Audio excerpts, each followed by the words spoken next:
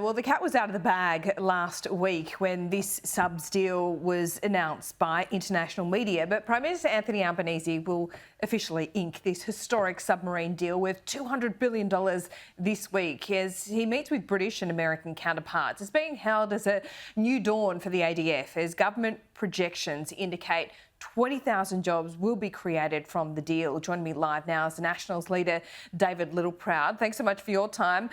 Now, if you've been following anything when it comes to defence procurement over the last couple of decades, you'll know that cost always blows out and the cost of local procurement is massive. So is there any guarantees, do you think, of no more cost blowouts?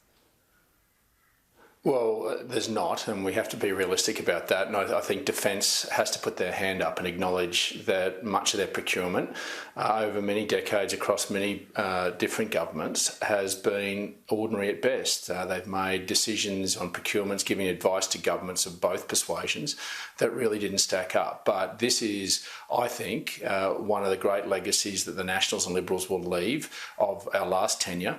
This is one of the biggest strategic defence agreements in terms of AUKUS, and the subs just form one part of it. And I think that's important. AUKUS is very much around the strategic defence of our nation for generations to come.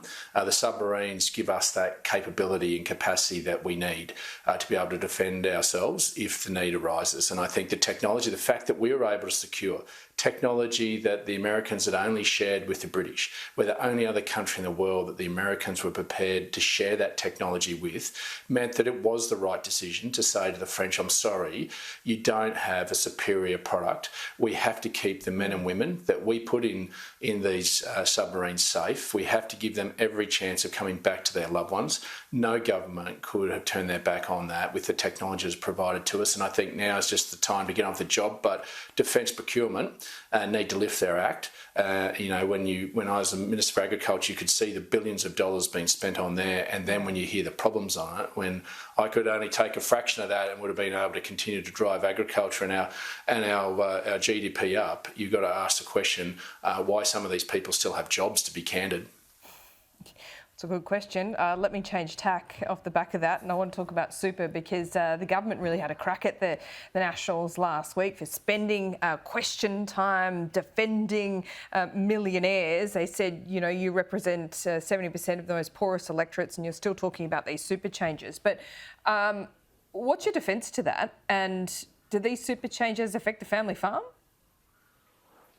Yes, they do, because farmers might be asset rich, but they're cash flow poor. And as a former agribusiness banker that used to sit around farmers' kitchen tables, I can tell you that. And one of the vehicles in which they try to move through and to bring young people back to agriculture, otherwise Stephen Jones won't enjoy the food on his table and the clothes on his back unless we have the next generation farmers coming through.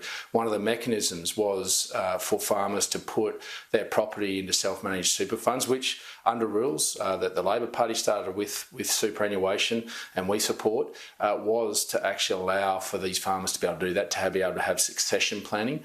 But what that means is this perverse outcome that they put in place now is that they're going to tax farmers on paper gains, so that when they revalue their property, they'll pay the tax on the increase in value on that, even though they haven't realised it. Now, who does that? That just is a slippery slope that this mob is going down, that every year a farmer will, and even a small business owner that might own their own factory, that will have to get it revalued, and the gain on that will be taxed. That, without realising the asset, how do you pay for it? It's this thing called cash, Stephen Jones, and it just goes to show that Anthony Albanese and the rest of the Labor government live in ideology, not the practical world of the people who make the money for this country, that have lawfully done the right thing and then had the rules changed on them. That's not the Australian way, and that's what this government has done, and particularly to the agricultural sector, to now say, well, we might have got this wrong, we're going to have to go back and look at this. I think Stephen Jones might eat his words. The National Party standing up for you, the Australian consumer, and making sure that you're able to afford food and fibre every day of the week, and the only people that can provide that to you are Australian farmers. Okay, let's talk about the New South Wales election campaign trail, because that is certainly heating up. We saw the Liberal Party launch yesterday. You're heading to New South Wales today. What did you think of this kind of future fund for children? Essentially, the government putting money into piggy banks for kids. Labor said no, they're not going to support it because essentially it affects richer families. Is that true?